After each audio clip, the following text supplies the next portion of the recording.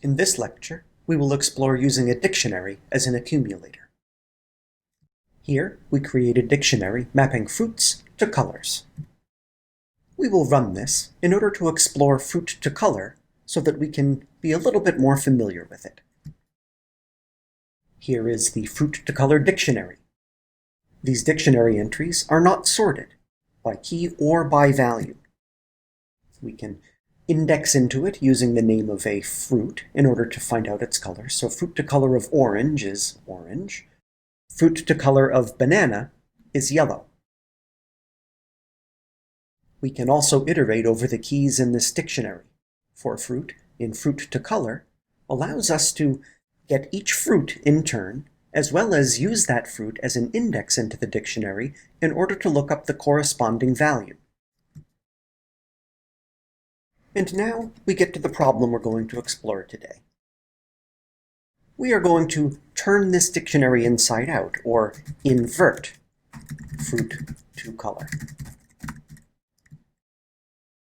We want to build a new dictionary that maps colors to fruits. To do this, we will iterate over the keys in the fruit to color dictionary, extract the color corresponding to that fruit, and then add to our new color to fruit dictionary the color to fruit entry. Variable color to fruit is our accumulator. We run this again and examine fruit to color and color to fruit. But color to fruit is missing some information. There are no pomegranates, no strawberries, no peaches. The problem is that there are more than one fruit for each of the colors associated with those three missing fruits. For example, pomegranates are red, but so are cherries. So when we added cherry to this dictionary, it replaced the entry for pomegranate.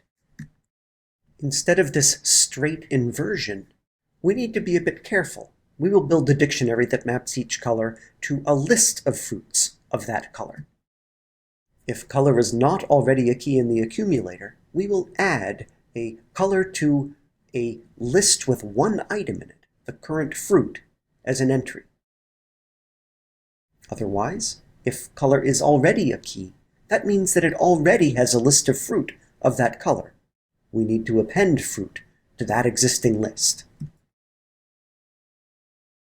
Here is the code expressing that algorithm. If it is not the case that color is a key in the color to fruit dictionary, then we will add an entry mapping color to a list containing fruit.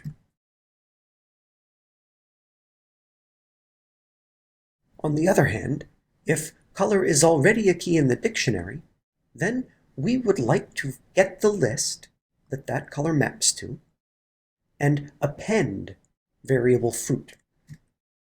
We will also delete the old code. Let's explore how we've done. Fruit to color is what it always has been. Color to fruit now has keys being strings and values being lists of strings. Which fruit is colored orange? How do we get to the fruit orange? Well, we index into the dictionary using string orange, and then that gives us a list. We then index into that using the regular list indexing way to get orange.